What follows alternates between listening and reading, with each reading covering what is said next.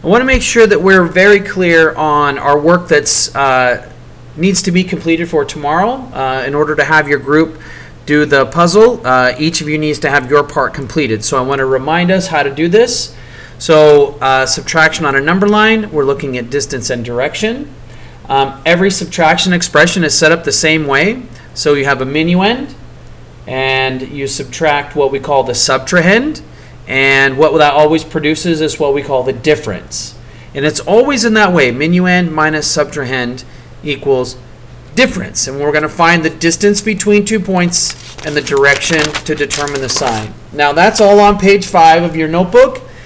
This is also page 5 of your notebook, so I want to review this very quickly. This is our process.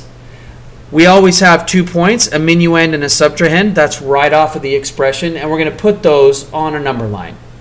Then we're going to find the distance in between those. So one here, how far apart are they? We use number lines because they're always the same. Smaller numbers are always left of larger numbers. So the value of the number determines its position, and that's always the same. Once we have that set up, and we have this minuend minus subtrahend is always the same, then we're going to make a hop. We're going to jump from the subtrahend, and we're going to make that hop and land on the minuend. Those are the 2 points that we have, so this is where we start. Now, we start on the subtrahend, because if this is true, then that means that I can add these two together to get this. So this is actually the number line that we're building for that subtraction expression. So start with the subtrahend. The difference is the distance between those, and we land on the minuend, and then that distance is our number, and then the direction that we travel to get from here to there is the sign. So it doesn't matter what the numbers are. They will always live in a spot on the number line, but then we always hop from subtrahend to minuend. This is not always a big number or a small number. We need to stop thinking that way. We need to start thinking just about where is it on the line and how far away is it from another point. So let's look at an example from your homework.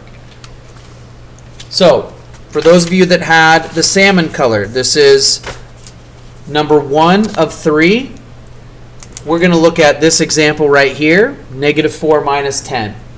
Every one of these is set up the same way. Minuend minus subtrahend equals difference. They are all the same. Minuend minus subtrahend. Minuend minus subtrahend. Minuend minus subtrahend. And if you look, sometimes they're positive. Sometimes they're both positive. Sometimes one's positive. Sometimes one is negative. So in this case, they're both negative. It's always the same setup. So here's our problem. We're going to look at this exercise right here. So step 1, put it on the line. Put them on the line and then find our distance. So here we go. Here's the number line. Draw a number line right here. I'm going to put 2 points on that line right here. -14 is one of the points. It's less than the value of 10.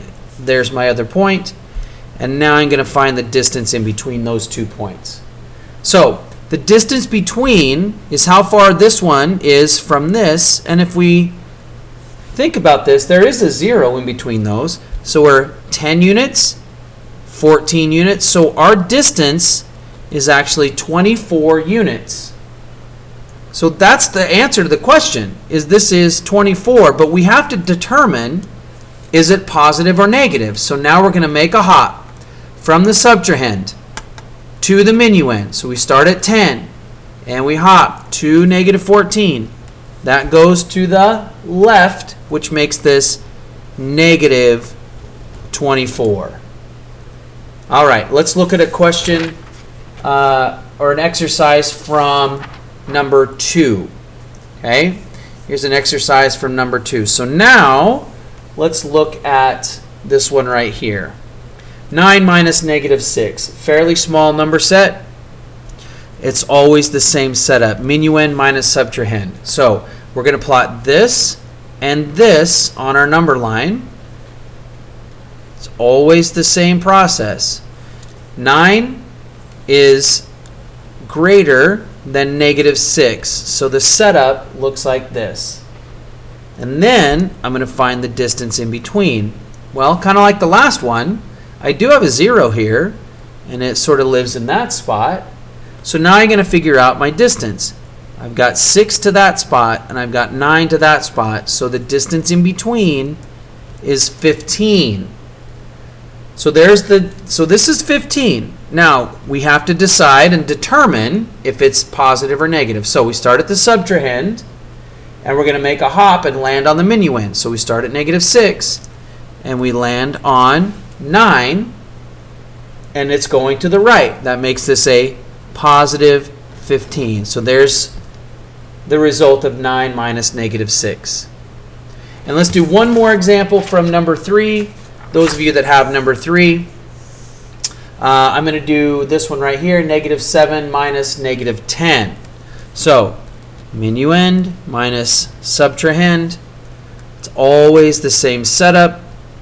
Here's my number line.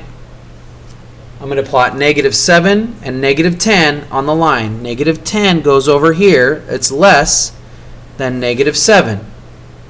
Now there's no 0 between those two. So I'm just going to look at the distance between, and that's 3 units. To get from negative 7 to negative 10, I have to move 3 units. Or from negative 10 to negative 7, I have to move 3 units.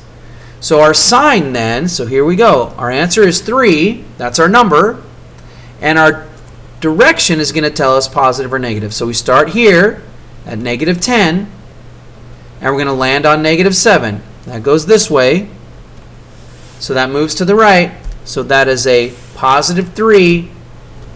So there's my difference. All right. These need to be done, completed. I hope this helps. Have it ready for your team to work on tomorrow.